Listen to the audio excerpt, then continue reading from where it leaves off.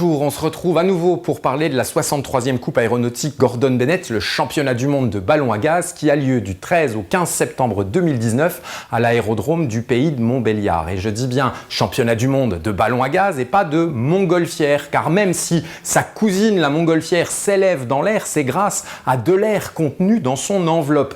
Et surtout grâce à un brûleur, un énorme chalumeau situé dans la nacelle qui va permettre de réchauffer l'air dans l'enveloppe. Lorsque l'air est assez chaud, la montgolfière s'élève. Si l'on arrête le brûleur, l'air va refroidir lentement, la montgolfière va s'arrêter de monter et en refroidissant se mettre très lentement à redescendre en attendant le prochain coup de brûleur. Pour le ballon à gaz, rien à voir. La force ascensionnelle du ballon à gaz lui vient du gaz qui est contenu dans son enveloppe, un gaz moins dense que l'air, comme de l'hélium pour la petite maquette que j'ai ici, ou de l'hydrogène dans la plupart des cas sur de vrais ballons à gaz.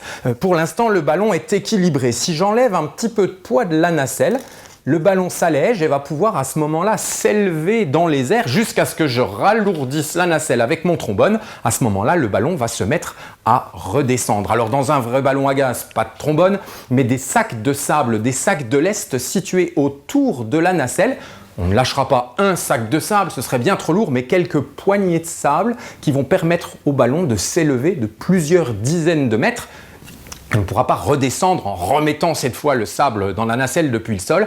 Alors pour cela, il y a une petite soupape qui est située au-dessus de l'enveloppe, reliée par une corde au pilote. Lorsque le pilote tire sur la corde, il va pouvoir libérer un petit peu d'hydrogène. Le ballon va alors se mettre à descendre. Pour descendre, on lâche du gaz. Pour monter, on lâche du lest. Voilà comment garder l'altitude d'un ballon à gaz. Quant à le faire avancer, eh bien, va falloir utiliser le vent. Et ça, c'est une autre histoire. On se retrouve pour en parler. À très bientôt.